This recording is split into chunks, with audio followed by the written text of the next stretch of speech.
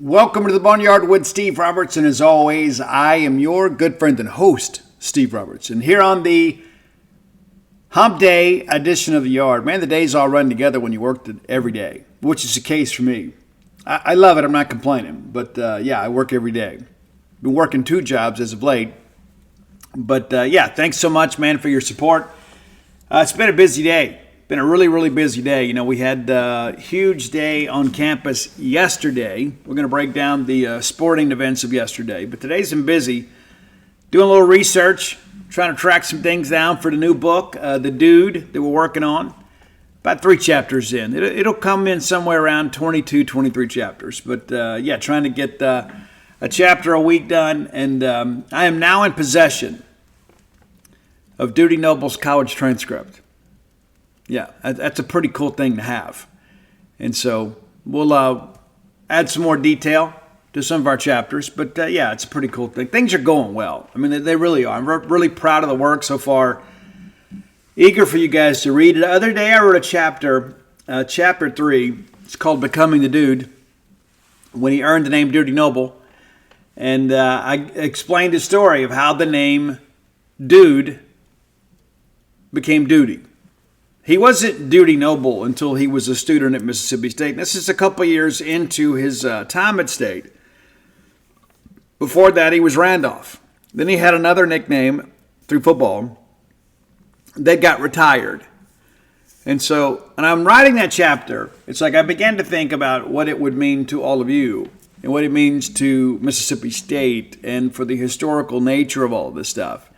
And I got chills, man. I did. The hair on my arm stood up, what little there is. And after I got done, I had to get up and call my wife and just kind of take a break. I mean, this is a very important book for me, but also for all of you. And, man, I've really enjoyed every aspect of this. I'm the kind of person, when I make a commitment to you or to Dana or to anybody like that, it's something that is very, very, very, very, very important to me. My word is important. And so when I put out, hey, let's write a biography of Dudy Noble, it's really a commitment. It's not say, hey, I'm looking into this. No, by the time I said it, I was committed. And now that we're deep in this process, I'm really glad that I have.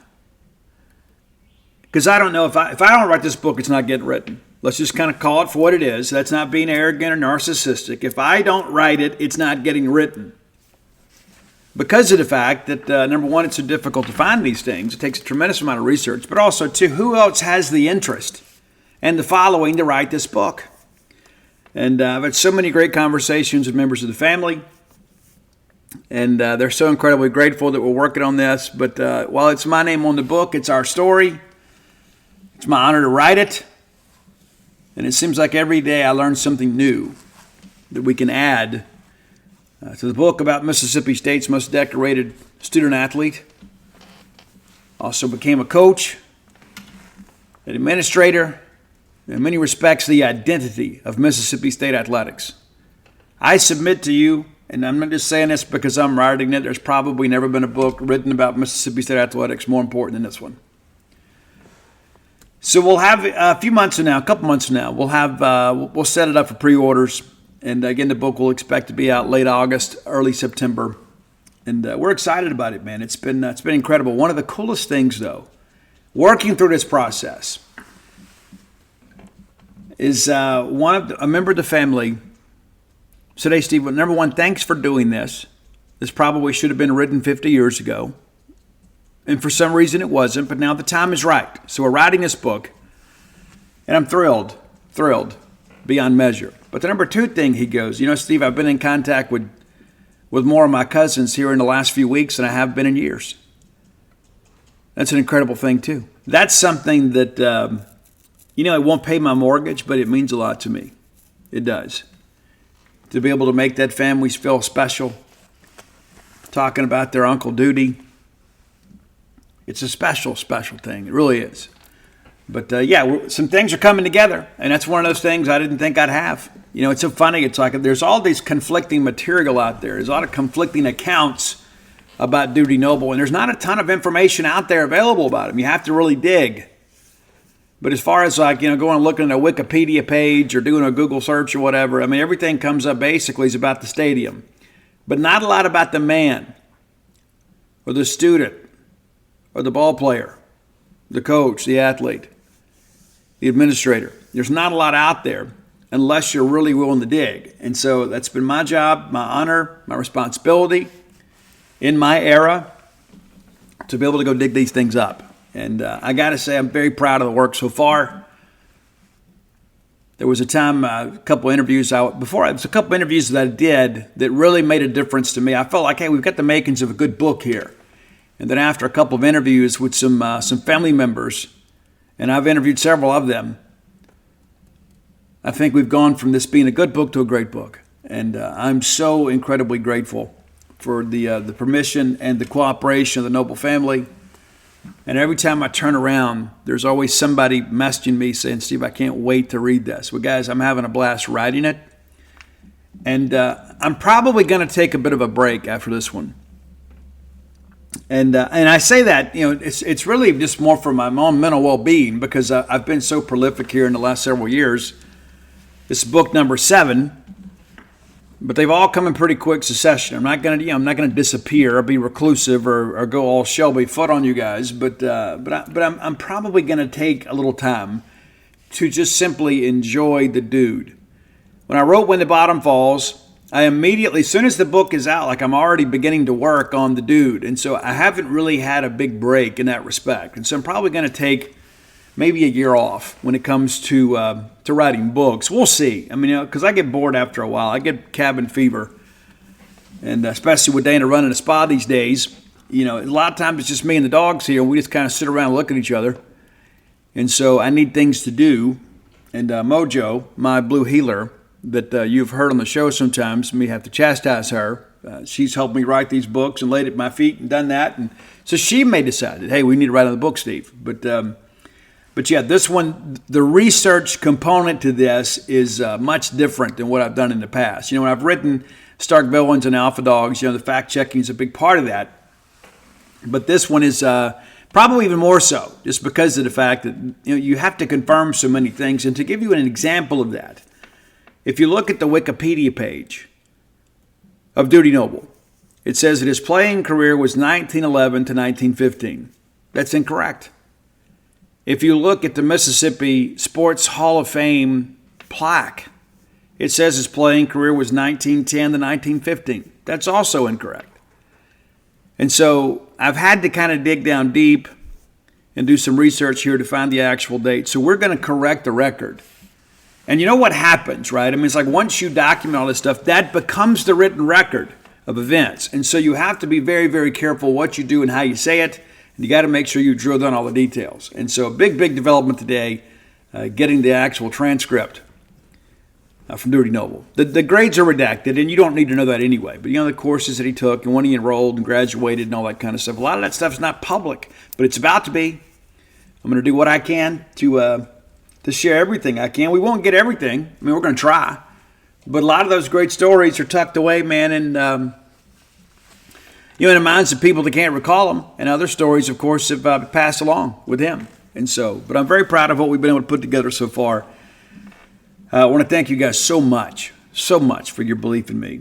Now, let's thank our friends at Bulldog Burger Company, longtime sponsors of the show. I love Bulldog Burger Company. You do too, and if you don't, you should.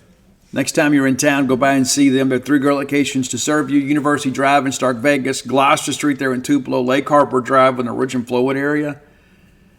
Go in, have the spring rolls as your appetizer, and you'll see on the menu, it's in writing, they'll make you better looking. It's true. And everybody around you, it's true. Have a great restaurant quality hamburger. I'm probably going to surprise the wife with Bulldog Burger Company for dinner. She's working, but I'm going to probably go get some food and bring to her as a surprise because I am that guy. I love my wife. I don't know how you feel about yours, but I do. I like to surprise her and do nice things for her. So I'm going to get her favorites from Bulldog Burger Company and bring them to her.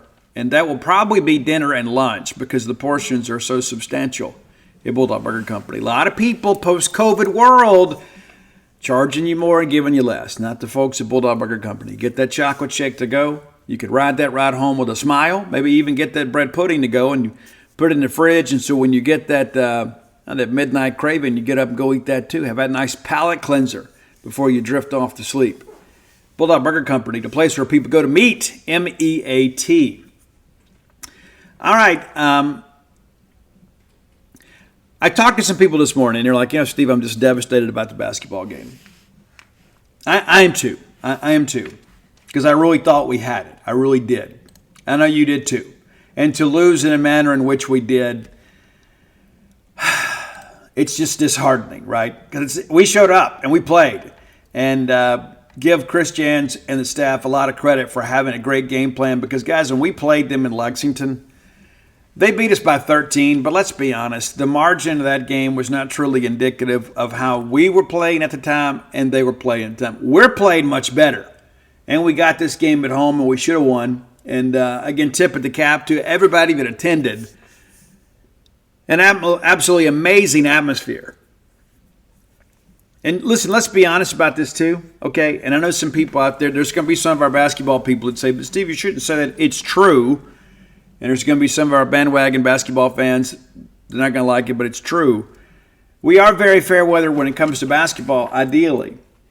But this year, our people have shown up. And then here you are on a Tuesday night, coming out when Mississippi State needs you, when your players need you.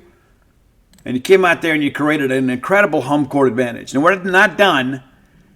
And as I've read too, some people are like, well, that's it. We're going to the NIT. Stop that. Stop it. Stop it.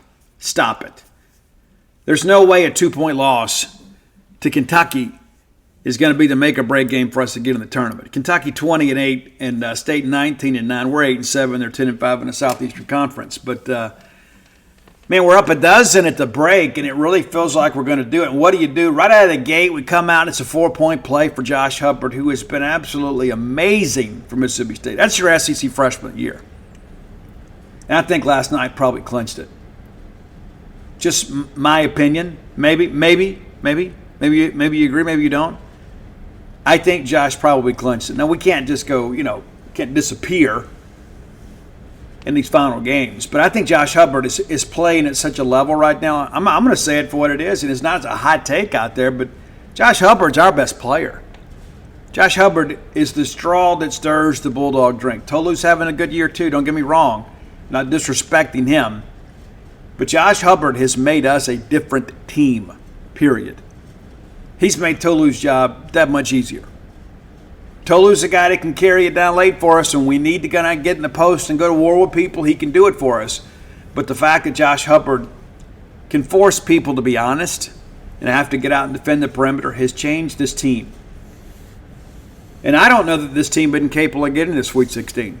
I think we are. It depends on the matchups, depends on the draw. We need to find a way to get out of the 8-9 game. We do. But you let Mississippi State be a 7 seed somewhere, I think there's a good chance Mississippi State's going to be in the second week in the tournament. But, down the stretch there, it really felt like, man, there was a part of me, I was like, you know what, this is going to go exactly the way we need it to go. Because every time, it just seemed like every time that we needed to make a basket, we could, but defensively in the second half, there were times I thought the moment got a little bit too big for us. Now, to be fair, Tennessee's a great team. Tennessee's a great team, but we played Kentucky. Kentucky's a great team. And at some point, talent shows up. Because you look up there, just 2 minutes into the second half, and State's up 13.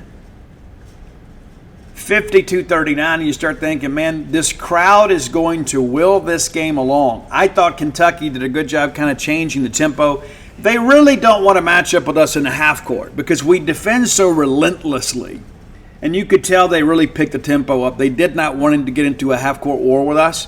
And we're trying to slow the ball down, eat up some clock, make them play basketball. And I think at times they out-athleted us again. I know John Calipari said in postgame, he didn't want to see us again. And I get it. I think a lot of it, too, is if you were to go out there and pick players, like if you, honestly, let's say you just let's put our group together and their group together and everybody had tryouts, When you got ready to pick your team, more times than not, you're probably going to pick more Kentucky players because they have the look, length, and talent that you want. And I think that speaks well to this coaching staff. We're not as talented as Kentucky, but then we should have beaten Kentucky. And give them credit. When the game was on the line, their talent showed up. We get a foul on Cam Matthews, the next thing you know, they make a couple free throws. It's down to 11. We miss a three-pointer. You make that one, maybe it's a different conversation today. They get loose and get a heave. And we went through a stretch here where we just couldn't score. It's like we kind of fell in love with the three-point shot because we had hit it with such proficiency throughout the ball game. We missed 3 consecutive three-point baskets. The next thing you know, that 13-point lead is down to 7. And then for a while there, we're both kind of missing baskets. And Hubbard misses another one. And listen, you want him to shoot. You want him to shoot. You do. He's your dude.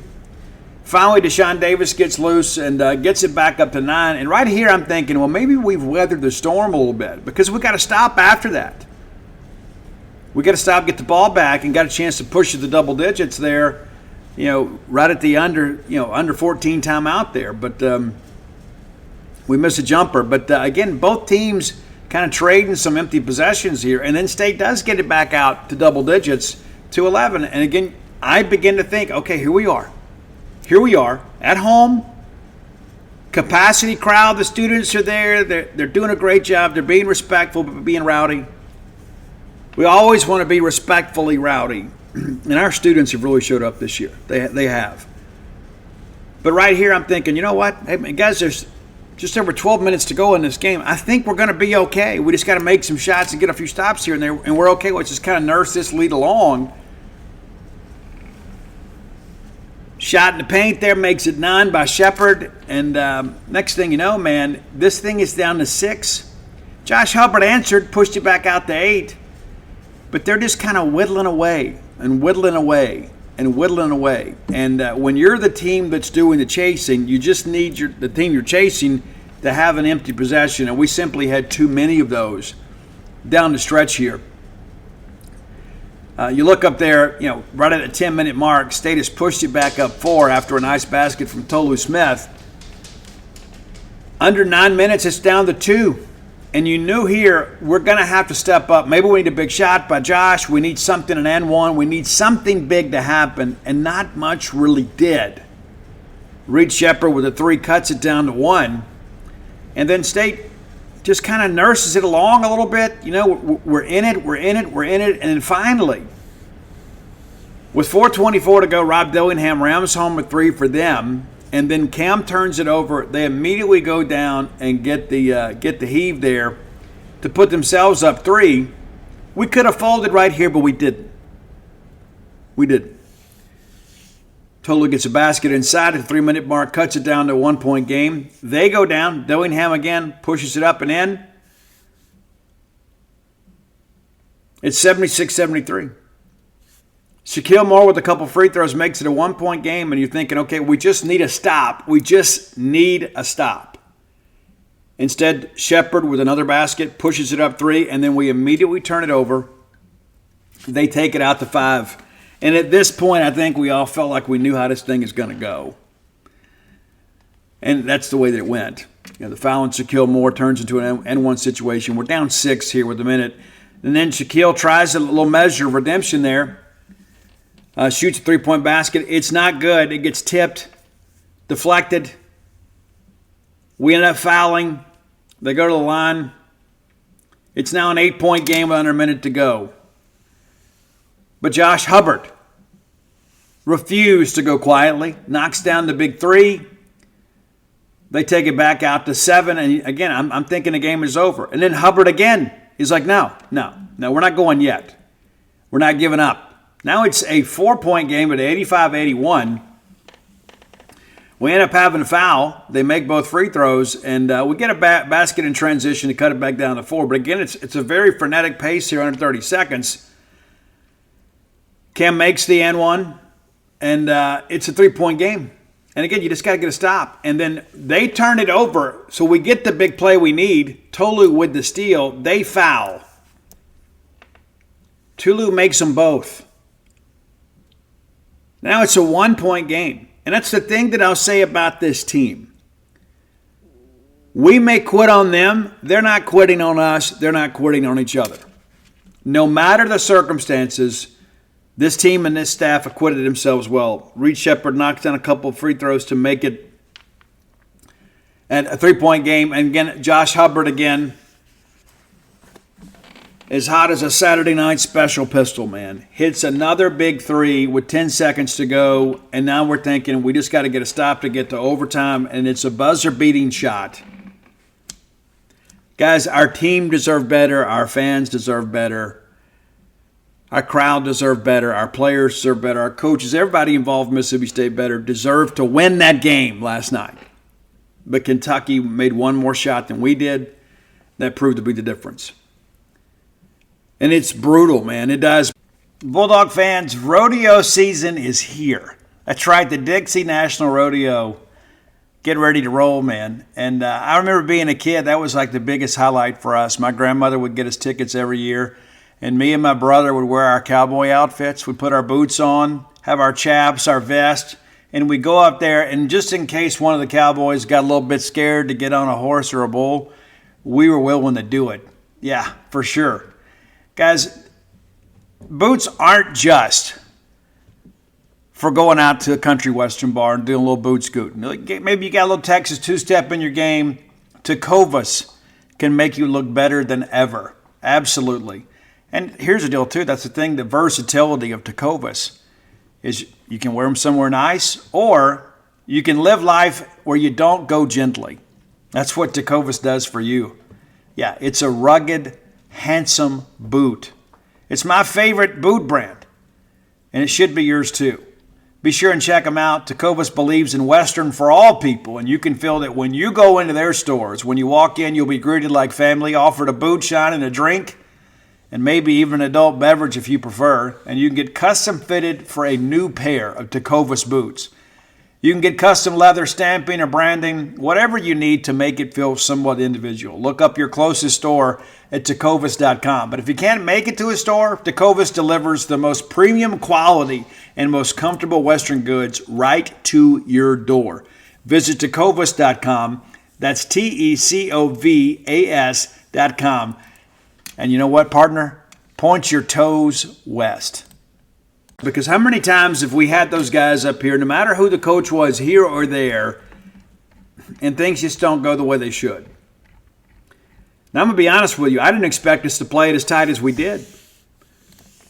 Thought it would be better because we were at home, and we are playing better these days. But again, the longest winning streak in the SEC now snapped to 5 games.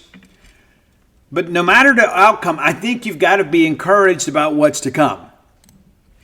You start working this thing through and start thinking, you know what? We're 19-9, and we have an opportunity to get to 20-plus wins. And I think if you can get 2 down the stretch here, that's going to be tough. But I think we're capable. I think when Mississippi State plays within itself and doesn't get in foul trouble, we're capable of playing with just about anybody in the country. I think we showed that again last night. I think there are a lot of people around the country that maybe wonder, well, I wonder how good this Mississippi State team really is. And I think last night, even in a loss, we answered that. Not a believer in moral losses, but I'm not in any way disappointed in this team. I'm disappointed we didn't win, but I'm not disappointed in our effort. I'm not disappointed in the game plan that we had. I mean, goodness, offensively, we just kind of found some things here. Guys, the last 3 ball games, we're 80-plus points offensively. And we got a big ball game coming up Saturday at Auburn. That's an even more talented team, and then the fact that we beat them earlier this year, maybe that gives us some confidence, but it also gives them a little bit of the revenge factor too. That's going to be tough. I think there's probably a good chance we're going to lose that game. And we'll talk about that more on Friday, but then you start thinking about next week. Can we go to A&M and win? Yes, we can. Can we beat South Carolina in our gym? Yes, we can. Are those going to be easy? No, they're not. They absolutely are not. But I feel good about our basketball program, our basketball team. And, of course, hey, we're going to lose a lot, at the end of this year. We got to enjoy this. You never know what the roster is going to look like next year. But Again, for those of you that turned out, was it 9,300 of you? You did a great job. You did a great job. You were there when Mississippi State basketball needed you. And you are to be commended for that. All right, let's take a quick look kind of around the league here. As you guys know, every game matters at this point. We're scoreboard watching just like everybody else because we need some things to go our way. We're going to take care of our thing as best we can, but we got to get other people to do their part. Georgia nearly pulls off the win at LSU. Neither one of those teams are ranked, but maybe a better effort from Georgia than we expected. But LSU wins 67-66. And how about Vanderbilt going up to Bud Walton Arena and coming home with a dub, 85-82 winners? Man, it's been a nightmare in Fayetteville. They love basketball. And they won those 2 championships under Bill Clinton and Owen Richardson. They did. That was the big thing. Scotty Thurman, Corliss Williamson, those guys. What a great teams they were. But there's Arkansas fans expect to be good at basketball. They do. And they will turn out and come watch this team play. I cannot begin to imagine how bad this loss hurts that fan base. A lot of calls for Musselman to be fired. All these rumors and innuendo about what's happened in the locker room and off the court with these guys and that he may have lost the team. You don't help yourself when you lose to Vanderbilt, a team that had only won 2 SEC games coming into the night. Not good. Look ahead to tonight's action. I know many of you will be watching, and you'll still be smarting after last night's game to get so close, right? All right, Missouri's at Florida. You got to like Florida. They're playing pretty well. Missouri hadn't won a game. Auburn's at Tennessee. That's going to be an absolute monster of a game. I'm eager to see this one. That's a 6 p.m. tip on ESPN2. South Carolina's at A&M. I think we want South Carolina to go in there and win that game. I don't want A&M to have anything to feel good about when we get there. And Alabama's at Ole Miss. That could be a good one too. But it seems like the bloom is kind of off the road for Chris Beard and Ole Miss right now. Again, give him credit for scheduling some wins in a non-conference, but I don't know that it fully prepared them. And I remember so many of our fans are freaking out. Steve, we can't let them be good at basketball too. Well, here we are. I think it's pretty safe to say Mississippi State in a much healthier situation right now than Ole Miss basketball is. But it's year one for Chris Beard. I saw something the other day. People said, he's not going to stay there. I suspect he will, for a little while anyway. But all of a sudden you look back, this Ole Miss thing. People were so excited about this. But, they have not played well as of late. You go back and look. You get drilled by Auburn. You get beat by South Carolina. You get beat pretty good by Kentucky. They get Mizzou in a barn burner of a game by 3. Lose to State by 12, and then get beat at home by South Carolina by 13. And then they get Alabama tonight. And so, closing this thing out is not going to be easy. Probably NIT when it's all said and done, unless something crazy happens. But, it's interesting. Sure is. But State, really right there in the middle of the pack. A little separation between us and some teams behind us. But, LSU still kind of trying to gain ground here. You start looking at Ole Miss at 6-8, probably 6-9 after tonight. A&M could potentially be 6-9 as well. So it looks like State's going to have a chance to really have some upward mobility without a lot of teams, with the possibility of catching them. LSU right behind us a little bit. But, interesting. But this Arkansas team, goodness gracious, man. 14-14 overall, 5-10 in the conference. And they lose to an 8-20 Vanderbilt team. Absolutely terrible. Let's take a quick look back at the numbers last night. We talked a little bit about Josh Hubbard and how well that he played. And the thing that I think about, defensively, and yes, it was a high-scoring game. Don't get me wrong. But there comes some times that we do a really good job taking a possession. Like we'll take charge with our length and our relentlessness, our tenacity on defense at big moments and get the stop we need. We just didn't get enough last night. I think that's fair to say. But it sucks to come so close and not get it done because you know what that would have meant for us. You know what it would have meant for this season and really for this program in many respects be a signature win. Of course, you've had a couple of good ones. You beat Auburn and Tennessee, but all of a sudden you find a way to beat Kentucky. Things are even better, right? You don't need me to say on that point. You already know that. But yeah, it stinks to get that close and then not get it done, especially with Hubbard's heroics late to keep the possibility alive. And then we just simply couldn't get it done. I mean, it stinks. It does. But that's competition. You win some, you lose some. But it's so great to be playing meaningful basketball at this time of the year. We're in a much better situation than we were even a year ago when we made the tournament. Not just from a resume standpoint, but I just think the health of this program is better. We're not having to do it with so much smoke and mirrors. We got some talent.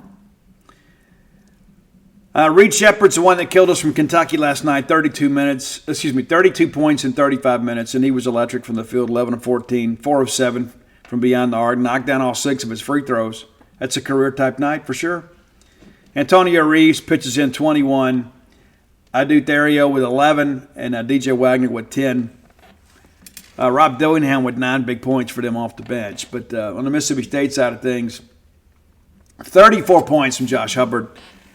Tolu Smith with 21. Tolu with a double-double last night. 10 boards. Shaquille Moore, solid stat line for him. Never hit a 3, but 10 points for him. We really needed a third score. I think Shaquille kept us in the ball game. Again, it just boils down to 1 or 2 possessions, right? I mean, that's what happens. It's not like you look at this and there's some glaring omission from the box score and say, hey, this guy didn't show up. That's not the case. Every one of these guys showed up and played hard for us. Cam Matthews, 26 minutes, 7 points. Sean Jones Jr., who's done some great work defensively for State, 25 minutes for him, 3 points, just a couple of boards. But I don't know that his contributions can be quantified in the box score. Keyshawn Murphy, not a big game for him, but this guy's, again, getting some big minutes for State. 6 rebounds last night, 3 assists to go along with 6 points and just 15 minutes of action. Like to see him get a little bit more, right? DJ Jeffries, he's still kind of working his way back. 14 minutes last night, 6 points. And Deshaun Davis, the basket he had was very, very significant. Jimmy Bell, just 5 minutes of action for him. And a lot of that, too, is just, Tolu is the guy that kind of makes it happen down low. And Jimmy's the guy that signed on to come in here and be the backup, and that's what he is. Still, there's no clue where we'd be this year without Jimmy Bell, though. Incredible contribution. But, again, it's heartbreaking. The game was tied twice, and the lead changed hands once. It makes it worse, doesn't it? It really does. It'd be one thing if it was a back-and-forth game all along and they just happened to finish the game on their run. But the reality of it is we didn't get it done, but I'm in no way disappointed today with our people. And I think we're going to surprise some people down the stretch. I really do. It's an exciting time for Mississippi State men's basketball. So be sure and be here when we get ready to play ball again. Run out of games. But, again, I think no matter how this thing breaks out down the stretch, I think that we're going to be really pleased with the direction of things. All right, time for today's Top 10 list. As always, brought to you by closewithblair.com. That's CLOSE with Blair, BLAIR.com. Blair's a mortgage professional, guys. There are a lot of people out there in the mortgage industry. Blair has been there for 23 years. Back-to-back-to-back years, top 1% close ratio in the country. Recently made the move to Priority One Mortgage. The same level of service accompanies him. Give him a call or text today at 601-500-2344. 601-500-2344. That goes directly to him. You can call or text today. Yeah, that's right. Blair is one of us. He's got a place in Starkville. He is a season ticket holder in multiple sports. It's a guy that knows how to get things done. I like to keep business in the family whenever we can. I truly do. And so I encourage you to let Blair go to work for you. Many of you have thought about one day I'd love to have a game day condo in Starkville. Or maybe you cheer for another team and you just listen to my show because you're obsessed with me. I don't know. But no matter what you're looking for, Blair can get you to the closing table before many other people can. So check him out at his website, closewithblair.com. And mentioning him, you heard about him on the Boneyard. We've had several Boneyard listeners get loans closed through Blair, thus close with Blair. There's nothing better than buying a home. It's true. It's true. Blair can make your dream a reality. All right. We had a Twitter submission from DC Baller. I believe that's correct. Let me double check that. As I send Roy gets those things. Play Baller DC. Let me get that correct. Play Baller DC says, and I love this submission. My favorite band of all time is Toto. So my favorite guitar player of all time is Steve Lukather, and he is the guitar player's guitar player. We talk about tone. Tone. I don't know that anybody is more of a master of tone than Steve Lukather, and I think his resume reflects that. As Play Baller DC goes on, he's probably played on more rock and pop hits than anyone in history, and there's probably some truth to that. He even played bass on MJ's Beat It. He did more than that. How about a top 10 songs from any artist that Luke played on? Well, I've got you taken care of here.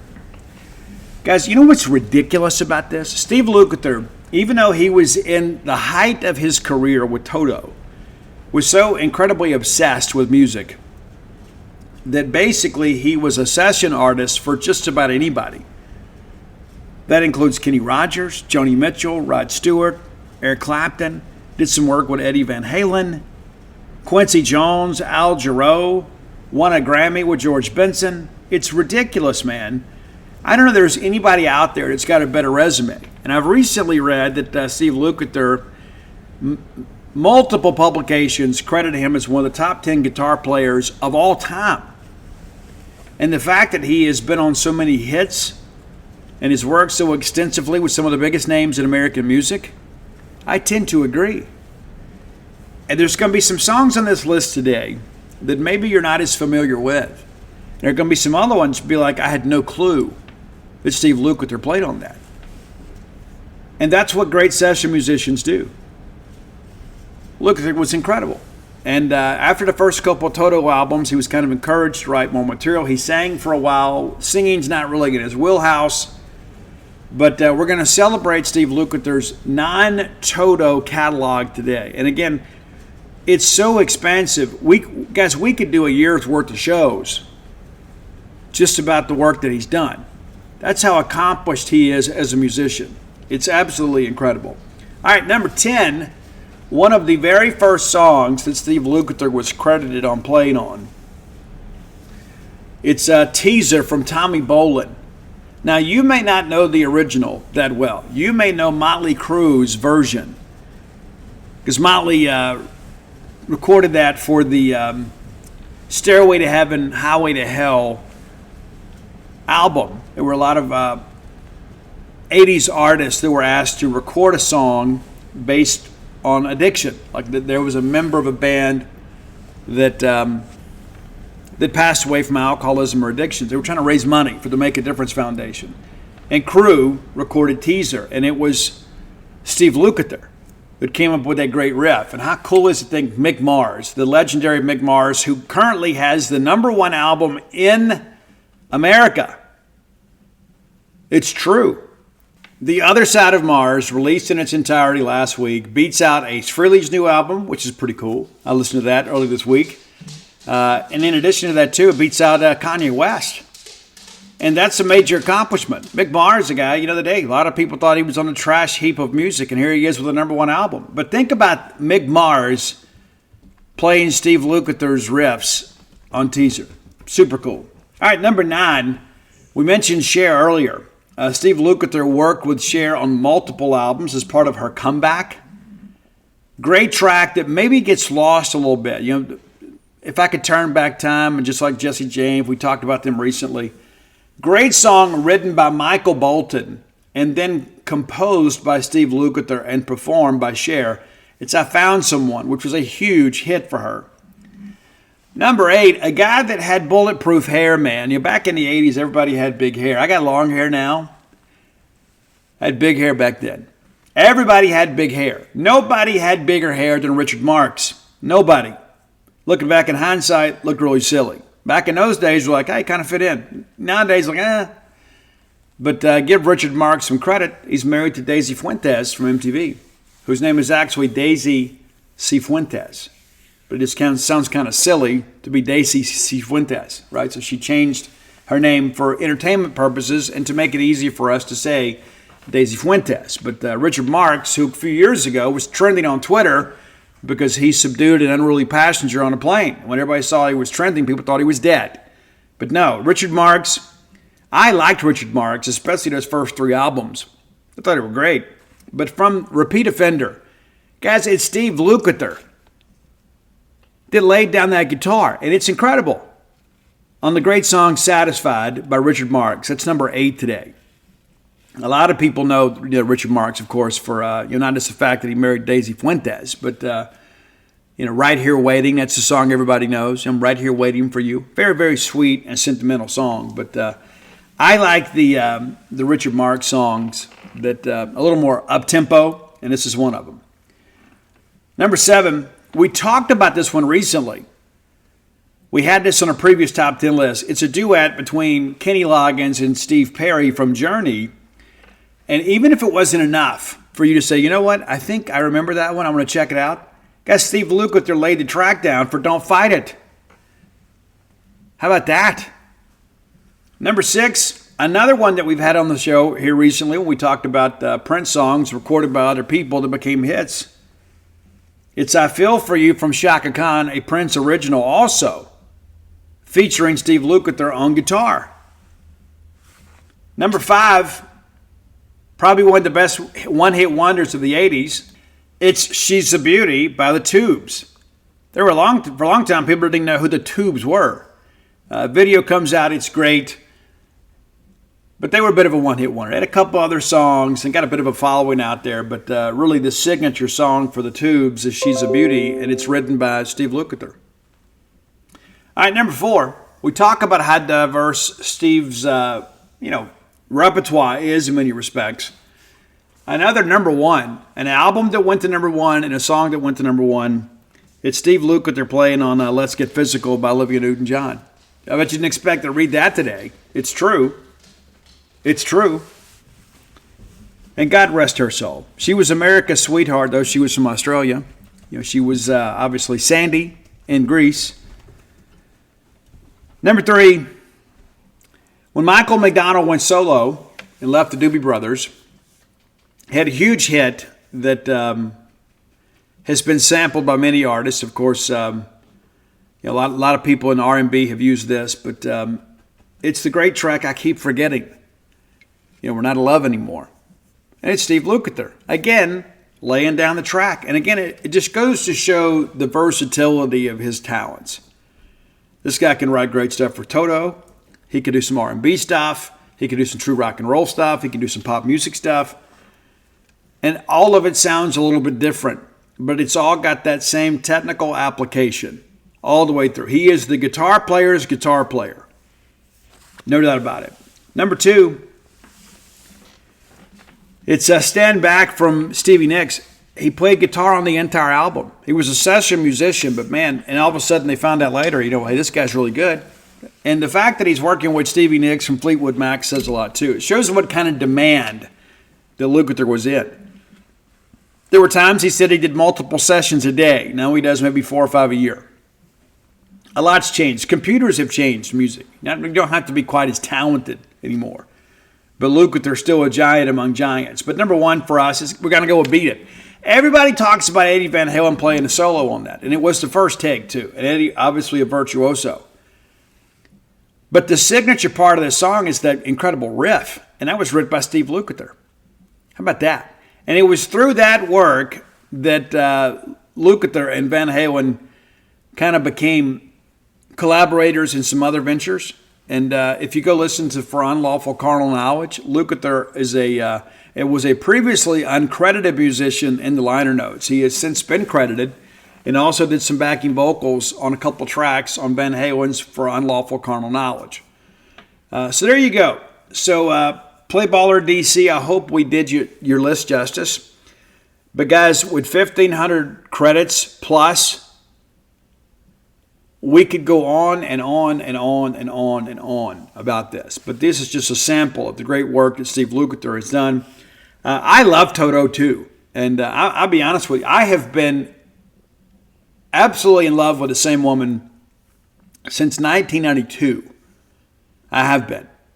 And there have been good days and bad days like there are in every relationship, right? And you guys know it's well documented. When she was in New Mexico, I had this big epiphany in my life that without her, I don't have the joy in life. But I'll be honest with you. When I hear that song, I'll Be Over You from Toto, even though I have not been heartbroken in decades, when I hear that song, it elicits some emotion from me. And that's what great songs do. Great songs, whether you're in the middle of something or not, there's always a song that matches every mood. But there are just some songs that there is just such, dare I say, an anointing of sorts. There are some songs that just perfectly describe the human experience, and that's one of them. It's just absolutely, the harmonies on that are just haunting. You know, that whole part where he says, as soon as my heart stops breaking. Yeah, and I don't know if you know this too, Michael McDonald actually sang a little backing vocal on that track too. Again, the relationship with Lukather. But again, the musician's musician. If you don't know much about Steve Lukather, maybe all you know is Africa by Toto. You owe it to yourself to go back and listen. Guys, Hold the Line is like one of my favorites, man. I absolutely dig that track. I used to have Rosanna on 45, song that they wrote about Rosanna Arquette. Yeah, she was a babe. Still is. Still is. Timeless beauty in many respects. But you owe it to yourself to dig into some Toto, man. We've done a Toto Top 10 on the show before. And even if it's just the hits, man, you're going to be turned on to one of the most talented guitar players to ever live. And it's incredible that even in this day and time, when we make so many mediocre people famous, that people don't truly recognize the genius of Steve Lukather. And again, as Playballer DC says, this is a guy here that has probably got more hits than anybody in history. And there's some truth to that. This guy has played on some of the songs that made us who we are in many respects. So it was my honor to do this list. We appreciate the suggestion. We do solicit your suggestions. If you have ideas for the top 10 list, reach out, let us know. We'll do it because we want to celebrate your favorite music too. And sometimes people hit me up and guys, I can't do it, right? It's nothing against your music style, but I couldn't do your list justice. And so, Roy's helped me through some of that stuff. We get multiple requests sometimes for some country artists. And I think we had a Taylor Swift thing. And then Elsa did it. Roy's daughter Elsa did the Taylor Swift list. And then my girls completely rejected the list. And so you Swifties are a different group. But listen, I appreciate your passion for music. Best way to get us your idea is to hit up Roy on Twitter at Dogmatic67. And our great lists are also found Dogmatic67 on Spotify. You can hit me up on all forms of social media at Scout Steve R. I don't always get my notifications, and that's not a humble brag. I'm just telling you, if I don't respond, don't take it personally. The best bet is to hit up Roy, who kind of lives for this stuff, man. Honestly, let's be honest. Roy told in obscurity for many years with his regular job, but did not have the notoriety that he has today because of the top 10 list. There are people that stop and ask Roy for a picture. Oh, this is the Roy guy? This is him? Yeah, Roy's a big part of our show. And so I'm just glad that Roy has been able to achieve some level of notoriety for just being a good dude and helping us out, putting these great lists on Spotify. Again, thank you so much for the suggestions. We certainly appreciate them. And thanks, as always, to Blair Chandler for taking care of us, too. All right, time for the next segment of the show, brought to you by Campus Bookmart, a Starkvillian institution. I love Campus Bookmart. You should, too. I think Campus Bookmart is one of those things that if you don't know who they are, I wonder how many times you've been to Starkville. Because every time I walk around town on game weekends, I see people with a bag full of gear from Campus Bookmart. And rightfully so. The best Mississippi State merch available anywhere is at Campus Bookmart. Be sure and go check them out next time you're in town. If you can't make it to town, we encourage you to visit them on the World Wide Web at campusbookmart.net. And by being a loyal Boneyard listener, we'll give you a phrase that pays. It's BSR, which stands for Beautiful Steve Robertson. And that gets you free shipping on all orders over $75. Any order less than 75 bones, absolutely incomplete. All right, let's talk a little bit about this baseball game from last night, and then we're going to kind of transition into our preview for Mount St. Mary's. That series begins tomorrow, and we're going to play those games in the afternoon on Thursday and Friday. I know some people are upset about that, but basically the series got moved up due to some travel concerns. I haven't officially confirmed this, but I was told part of the issue is about the timing of the charter. Like the company they use to charter their flights here already had stuff planned for Friday, Sunday. They're dropping a team off Friday, picking them up on Sunday.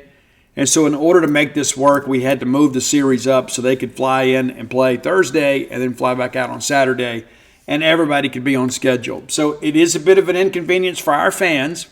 It's true.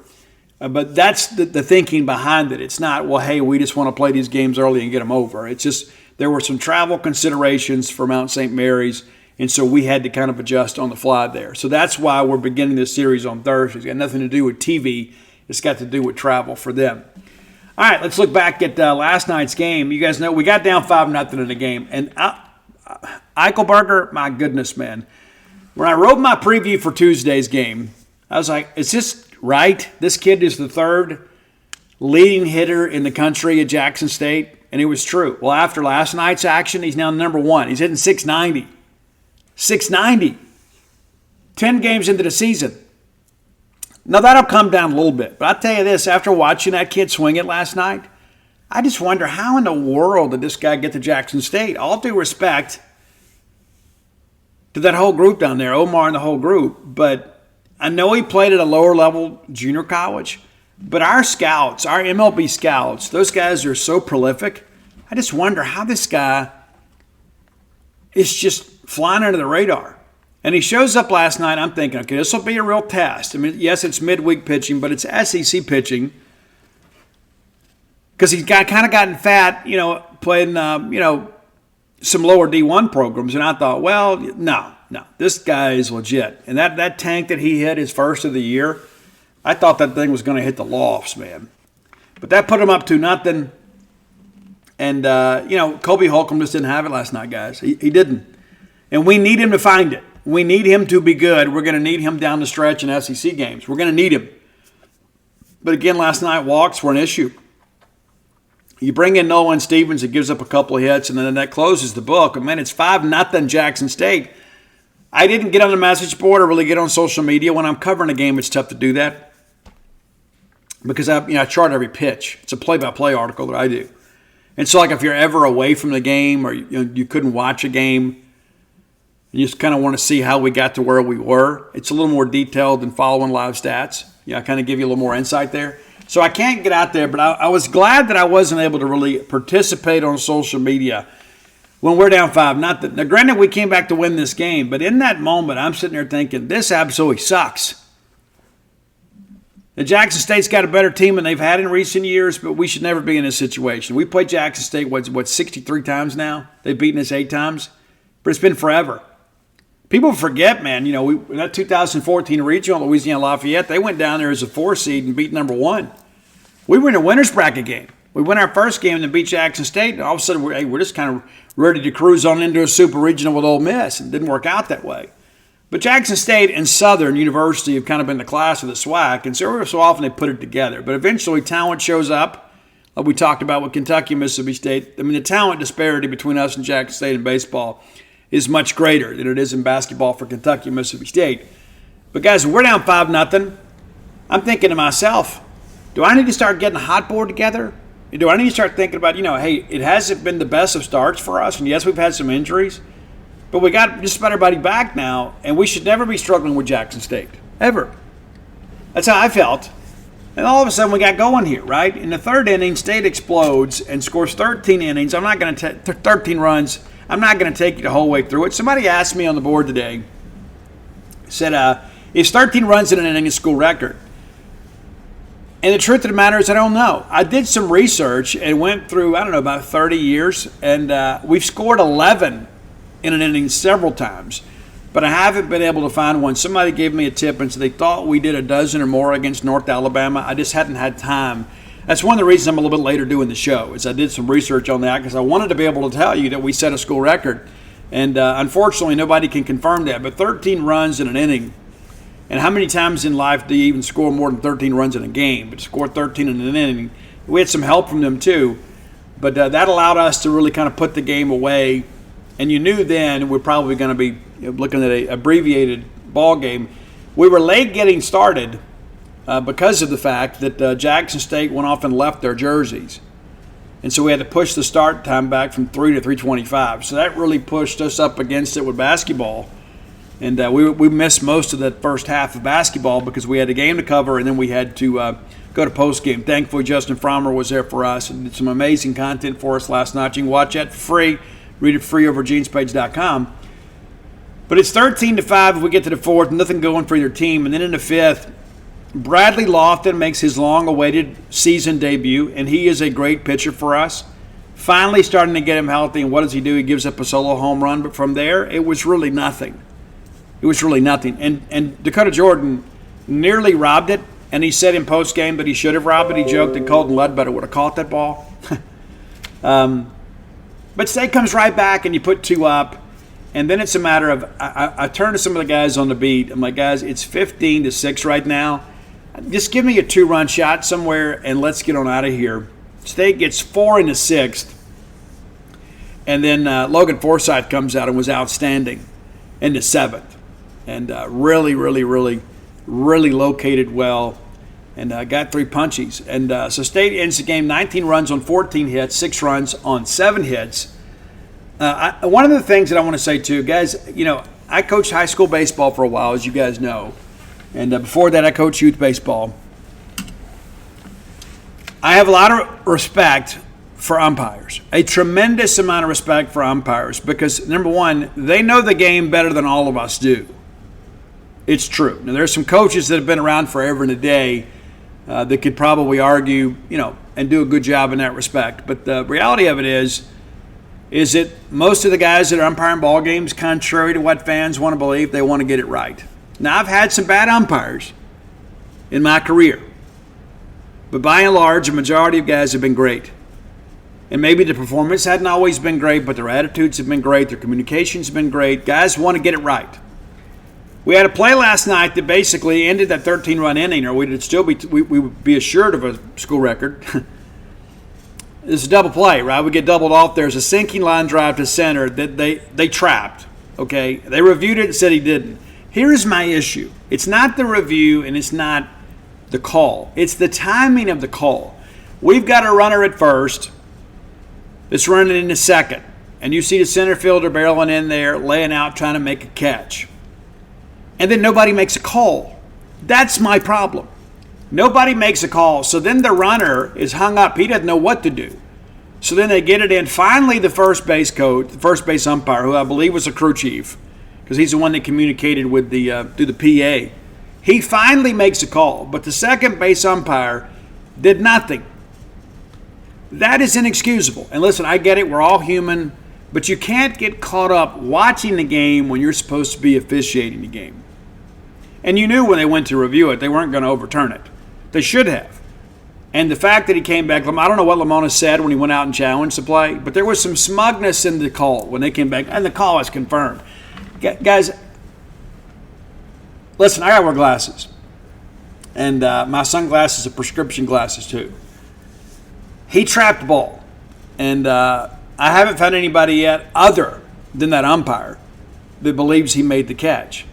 But my thing about every bit of that is it cost us an out because the second base umpire didn't do his job. Period. And so officials out there, I love you or I respect you. I may disagree with you at times, but I still have a tremendous amount of respect for the job that you do to facilitate a game. It is a thankless job to be involved in officiating, especially with umpiring baseball, because we all play baseball. So we all think we know the game. Even the moms think they know the game. And because the game is so conversational, and a lot of times too, everybody's right close, right, to the plate, and you make a bad call, you got to hear about it. You do. You got to hear about it. And so it's tough. I would venture to say that being a home plate umpire is probably the most difficult job officiating in all of sports. That's my opinion. And it's not just because of the fact that you got to know all the rules and you got to call all the balls and strikes, but you got to listen to all the nonsense. I get it.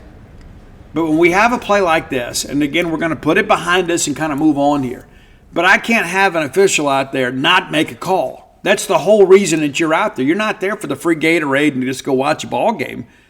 You got to officiate the rules of the game. And if you don't know, make a call, even if it's the wrong call, and we'll go to review and we can get it right. And you can even say, there can be a boot or an official originated review. You can call him safe, and then you go to the crew chief and say, you know what, guys, I think I may have blown this one, and we can get it right. But to not make a call is inexcusable, absolutely inexcusable. As you guys know, State goes on to win this game 19-6. It goes 6.5. We'll look inside the numbers here real quick. I mentioned Joseph Eichelberger. He goes 2 for 3 with 4 RBI and the 1 strikeout. And I thought that was a really good at-bat for Lofton. He really, really looked good, and that guy's a pro hitter. But they get 7 hits in the ball game, 6 runs, and, of course, some of those courtesy early on of some walks. But Amani Larry, 2 for 3 last night with 2 walks. And you got to love it, man, no matter the circumstances, the level of competition. When your leadoff guy is getting on base 4 times in a ball game, that's really good for your offense. And then there's Dave Mershon. Dave goes 1 for 3 last night, but 4 RBI and scored 3 runs, also with 2 walks. Dakota Jordan goes 3 for 3, 5 RBI, 2 walks, and has the big fly too. So you look at 1, 2, and 3 right there. Goodness gracious, guys. You begin to break that down. Guys, that's 10 runs from the top 3 hitters in your order. Hunter Hines goes 3 for 4 with 4 RBI. That dog will hunt too, right? Bryce Chance, kind of an off night for him, but he still pushes a run in for us. He goes 0 for 3, gets on a bases-loaded walk. Logan Kohler, we talked to him last night. I'll have a feature with him Thursday, but it's 1 for 5 for him. A couple of RBIs and a run scored for him. Connor Hyzak goes 0 for 1, but also gets on with a pair of hit-by pitches and a walk and comes around to score twice. Steven Spalletta finally got his opportunity to swing in a college game. He goes 0 for 1 with a strikeout. Joe Powell, the star of Sunday morning's feature, talking about salvation and second chances. Joe Powell 2 for 4 last night. Dylan Cupp 2 for 4 last night. So it's a total team deal. And my thing is, and the first thing, there's some people out there obviously that are already folded up their tents, taking their ball and going home. Here's the thing. I don't care who you play. When you're getting that type of offensive production, a lot of times it's a mental thing. Like, hey, we scored 10 runs on Sunday. And we had 15 hits. And then we scored 19 today. We have 14 hits. So 29 runs on 29 hits the last 2 ball games. Hitting is contagious. And I also think getting Mershon and Logan Kohler back, as we discussed during their absence, is significant for this team. It adds some depth to the lineup. It lessens the pressure because you're a lot more likely to go up there and just let the game come to you rather than go out there and force the action and swing at a bad pitch because you've got confidence in the guy behind you. The more hitters you have in your 9, the less pressure you have on everybody else. Guys don't go up there looking to do too much. And so, yes, I understand it's Jackson State. I also understand it's probably one of the better teams Jackson State's had in recent years, but that shouldn't matter. But we got to win, and it was difficult early on. And I felt like all of you too. I'm not going to sit here and say I didn't. A lot of anxious moments. I start thinking to myself, even if we win this game 7-5, it's going to feel like a loss. But I'm happy to see us go out there and get some things done. The pitching wasn't elite by any stretch of the imagination. I saw when Tyshawn Patty came in, and if you know him, I'm not being disrespectful to him. But when I saw him come into the game, I was watching him warm in the bullpen. As soon as he came in the game, I turned to Steph from the Clarion Ledger and a couple other guys, and I said, this kid is fixing to get crushed. And you could just see it. And he doesn't record an out, gives up 2 hits, 4 runs. All of them earned. Just kind of part of the deal. You just kind of felt it. This guy wasn't going to be able to get outs. And State really hit everybody they threw out there. It didn't matter who it was. I thought Shamar Harris may have been the best pitcher that Jackson State put out there, and he was the first baseman. But Jeandrick Lawrence was their starter, also a native of Curacao. Makes me wonder if he and Durangelo don't know each other, because it's not a big island, and you got to think the ages are similar, and the baseball community is probably not very large. So that's interesting. But, State kind of getting it done. Colby Holcomb, again, 1 1/3 inning, 3 hits, 5 runs, 2 walks, 2 strikeouts, and you go pull him. After that, it's 4 hits the rest of the game. It's 4 hits, 9 strikeouts the rest of the game. And we didn't walk anybody. And I'm not being disrespectful to Colby, but last night's issues on the pitching side weren't really a Mississippi State issue, more so than they were a Colby issue. But we have got to get him going, guys. He had a tough outing against Air Force. So what do? You bump him to the midweek to let him get some work against live hitting. I know some of you guys are just ready to give up on kids, but I'm going to tell you like I told my kids when I coached high school ball. That kid right now that you don't want anything to do with, late in the year, we're going to need that guy to make a play for us. And you don't want his action to just be then. You don't want a guy sitting around moping, saying, I'm never going to get in the game. You got to get him some work. Colby Holcomb has a lot of ability. He showed some real flashes last year. He had some really nice outings. He just has to find some consistency. And I think Justin Parker's going to do a great job. And he has done a great job. That's important to understand. But the Diamond Dawgs win the ball game now 5-4 on the year.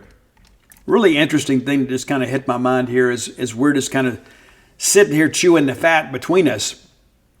We talk about the job that Justin Parker has done.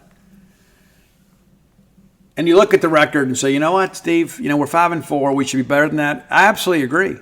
We've had some games that the bats have kind of abandoned us. And that's why my hope is these last couple ball games we'll be able to put the ball in the bat a little bit. Maybe that carries over. And then all of a sudden you have a good weekend this weekend, and perhaps that carries forth again. That's important to understand.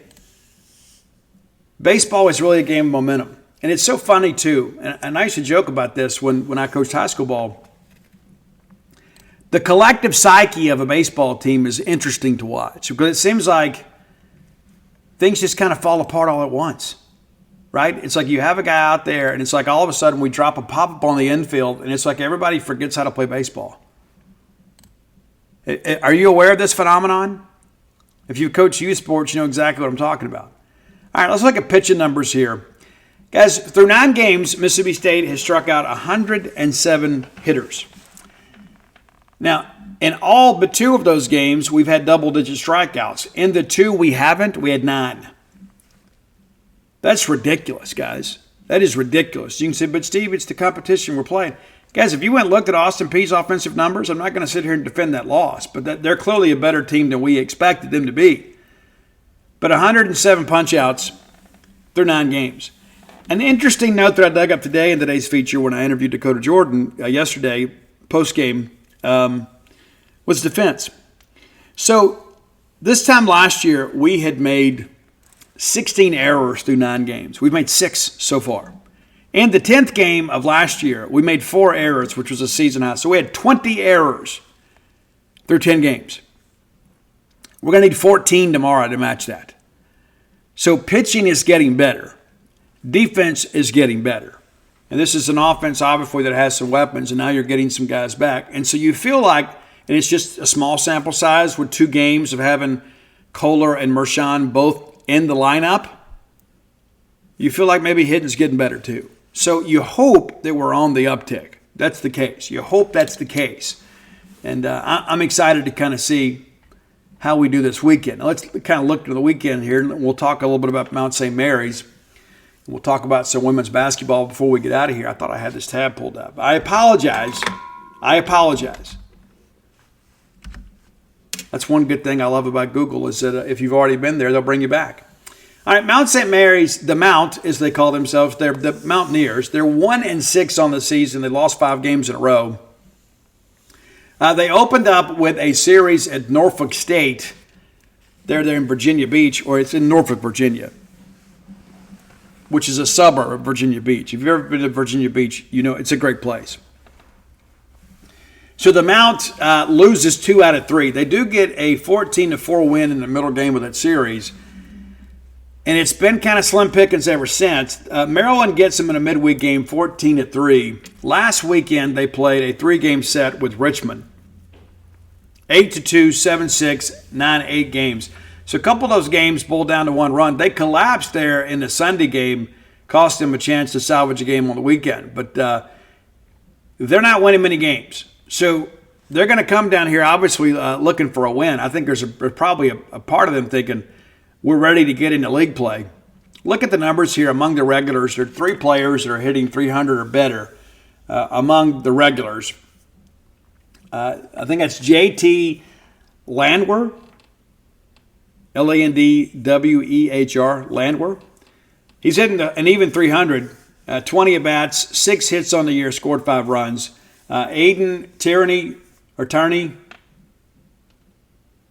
I don't know why everybody just can't be a Smith or a Jones. But anyway, 310. 7 games started for him, 29 at-bats. He's got 9 hits on the year, 11 RBI. He is their top run producer. And then there's Tyler Long hitting 323. He leads the team with 10 hits. Now, this is a team, too, that has really struggled with power numbers. They've only hit 3 home runs as a team. Dakota Jordan has 3 himself. Not that the state's been just knocking the ball around the ballpark, too. Our power numbers aren't exactly what we had hoped they'd be, and we've had actually better weather than we usually have this time of year. But just 3 home runs for them. And not a ton of extra base hits. Not a ton. 10 doubles for them on the year and the 1 triple. 38 RBI as a team. And, again, that kind of lends itself to losing baseball. As a team, they're hitting 233. They will get out and try to run the bases, but they have not been very successful. 22 stolen base attempts, 13 have been successful. And that's one of the things that Lamona said. He didn't know a lot about him, but he knows he'd like to get out and run a little bit. So that'll be a challenge, too. We've been really good defensively. And again, something I noted in today's column, last year we had 21 pass balls. So far this year we've had 0. Looking at pitching numbers, and it's difficult at this point to kind of figure out who's going to start and who's not. Okay? That's kind of where we are. But Jeff Davis has had 3 starts on the year. And looking at Jeff's numbers here, he is a sophomore from Bethesda, Maryland, from St. Albans High School. He threw basically some relief stuff here for them, but that's a guy that we expect to see. They have thrown him in just about every big situation in some respects, so we'll see him. Brendan Yagish, and maybe we'll get this drilled down later. Brendan Yagish, 2 appearances, 2 starts, taken the 1 loss, allowed 6 hits. He's only gone 8 innings. They don't have anybody that's really eating up innings here. And Brendan, batting average against is 200. 7 strikeouts against 1 walk. Kyle Spees, another guy that's got a starter on his belt. 8 punches to 4 walks. Batting average against is 188. But collectively as a team, it's an ERA of 7.48. And the batting average against, as we mentioned, it's 272. And their team has given up 9 long balls this year. And so it's going to be interesting to see what the weather does this weekend. A lot of people have already asked on the message board or on social media, will State consider pushing the game for a doubleheader this weekend? They will typically make that decision after game 1. And so once we get through that game 1, we'll probably have an idea. We'll see how things go. But no decision yet. And we do expect some extensive rain on Friday. Going to be some cooler temperatures on Thursday and Friday with it heating up again in a weekend. So do we end up with a Saturday doubleheader? I don't know. But we have a meteorology department here that is second to none. And so if there is a window to play on Friday, we'll play Friday. And if not, we'll play 2 on Saturday. And so we'll see how things go. But again, this is a team, guys, of the non-conference opponents that we have played on a weekend to date, this is the one that is the worst one. This is it. This is a team, obviously, that we've got to go out here and sweep. We got to go stack wins. We absolutely have to go stack wins. This is a team that has not been very good offensively. This is a team on the pitching side of it that has been competitive at times. And really the strength of this team has really been in their bullpen. I mean, you look at the starting numbers, they're basically just kind of opening numbers. Tommy Moore is a guy that's got 2 starts for them, but, he's only worked 6 innings. 2 starts, 6 innings. So it's kind of like, hey, can you go out there and get me through the order once, and we'll turn it over to the bullpen? Tommy Moore with an ERA of 9.95. He is a grad student, right-handed pitcher, 6'3", 260. Had to start against Norfolk State. 8 strikeouts, no walks, and then he goes against Richmond and doesn't get out of the second. And so, again, this is going to be one of those teams going to kind of do it by committee. You don't expect any of these guys to work deep in ball games. The guys that have worked the most are averaging 4 innings apiece per game. So, as far as like somebody lining up and pulling a complete game, out of their hindquarters, you don't expect that. They do got a couple lefties that are in the mix that potentially start this weekend. And I think we've seen enough soft toss and lefties. I want to see some velo. But, so this is a team, but no matter how we spell this thing out, work through the statistics and all this kind of stuff, this is a team that Mississippi State has to go smash. We got to go win all 3 of these games. I don't need style points, but I don't want one-run victories. If we go out there and beat them 6-1, 8-3, whatever, that's fine. But we got to go out here and win these games without a lot of anxiety. That's what needs to happen. Look at fielding numbers, too. Guys, the teams they played have not been good defensively. Their opponents, they're 1-6 now, and their teams that have played, their opponents have committed 20 errors. And so you begin to ask yourself, when you start working through these numbers, how many earned runs did they score? How much of that was an extended inning because of the fact that the teams they played couldn't field the baseball? That's always an important aspect of it. You kind of look inside the numbers here. But yeah, again, this is a by-committee approach thing. They'll have an opener. They'll bring in a middle relief guy, and then they'll make a decision on the back end. Is it a mop-up guy? Is it a closer-type guy? But they don't appear to have a ton of talent, as a 1-6 record in these box scores would truly indicate. But we're looking forward to a baseball week. We need a 4-0 week. We got 1. Now let's go get 3 more. And I feel like this team obviously is starting to have a little more fun. I talked to some people. It's amazing. There's a lot of people out there that have sources or claim to. And they call me and say, well, I've heard this and heard that. What have you heard? And I said, well, if you think you got to go on good authority, why are you calling me? Well, I just need you to confirm it. I said, well, why do I need to confirm it? If you're telling me what's about to happen, or what information you have, or what's going on in the clubhouse, why do you need me to tell you it's true? Maybe your source isn't quite as good as you think. I can tell you this is a tight group. There's never a coach-player relationship. It's always perfect. I don't care who you are or where you're from. When they go in there and say, hey, we need to tinker with the swing a little bit, we need to change our approach a little bit, there are going to be guys at times that are going to be resistant to that. They're going to be a little bit hesitant to jump on board because this is the way I've always done it. This is what got me here.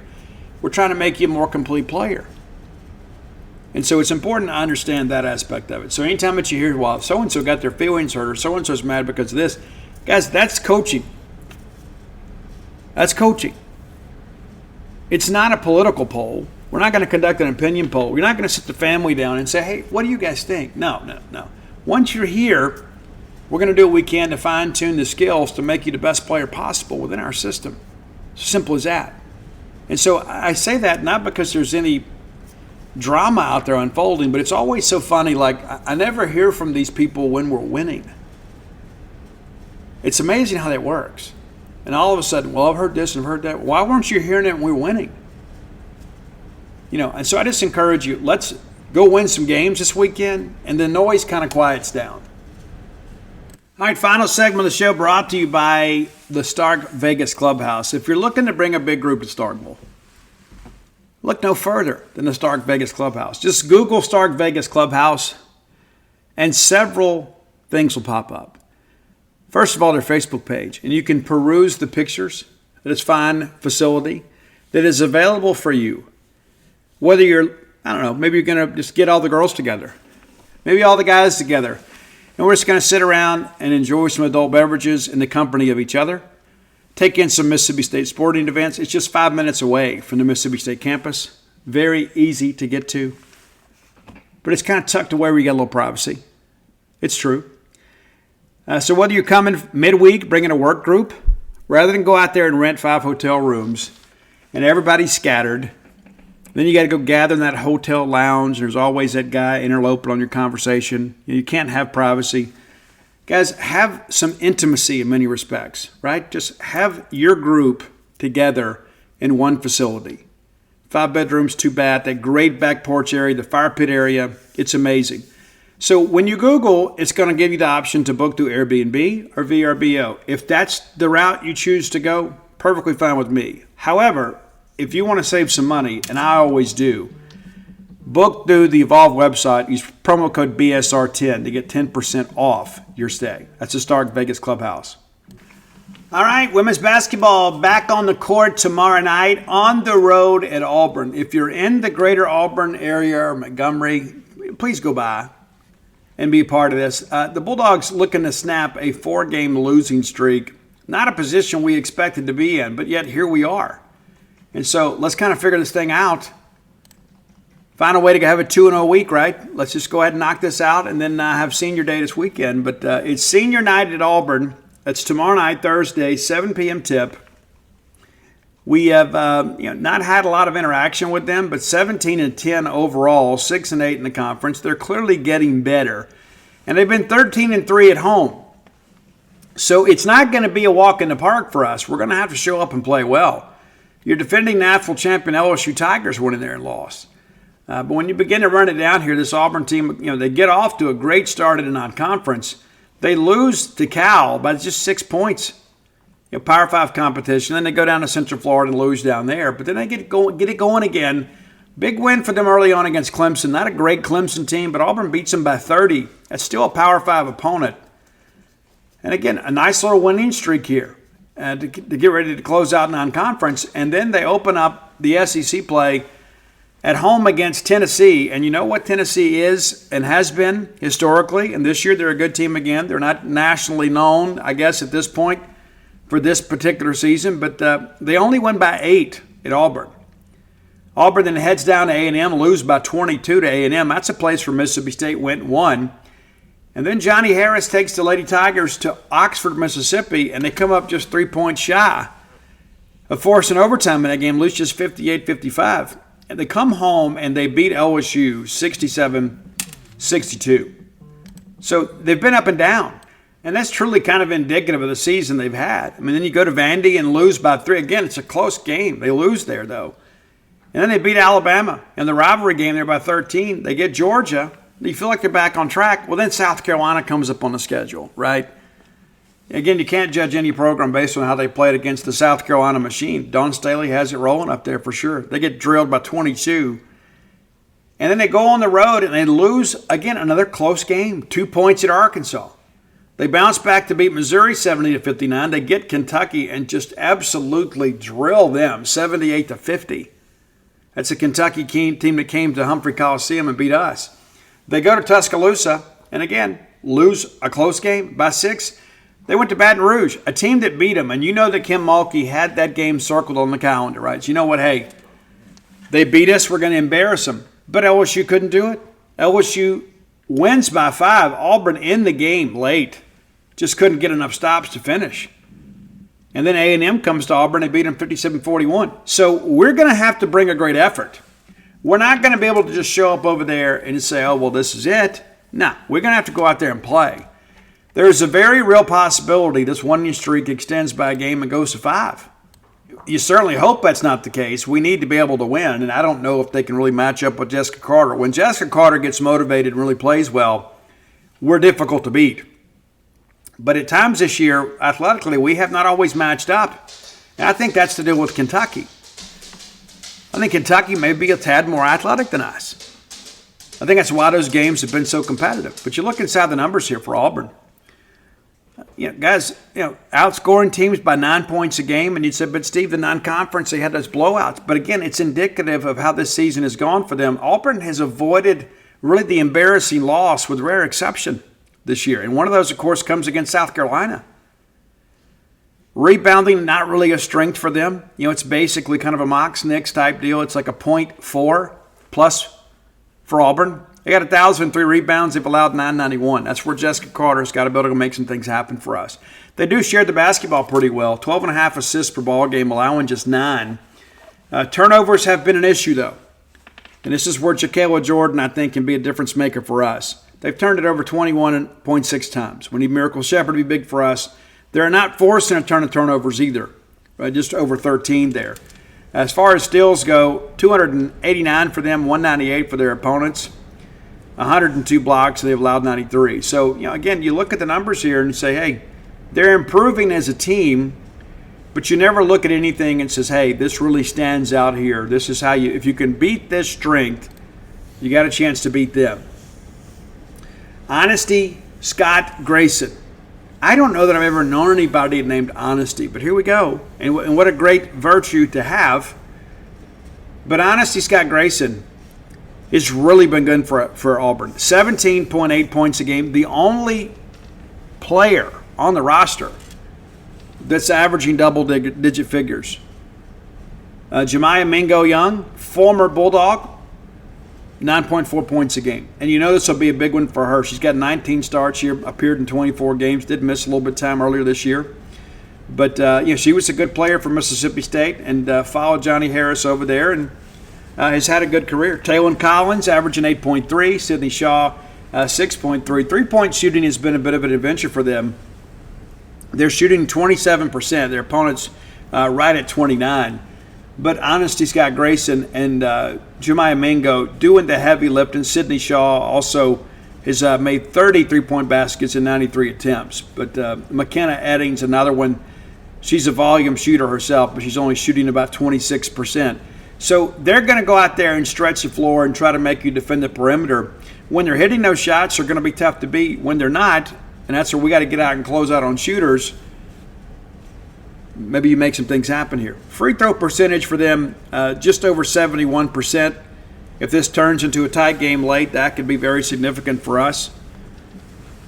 But we're going to go out there and play. And again, I think we all opened the year this year saying, you know what, Johnny Harris is probably coaching for a job. And I think you'd have to say at this point, maybe she's done enough to keep her job. I don't know how you could argue against it. 17-10, and they got a chance now to finish out the regular season at 500.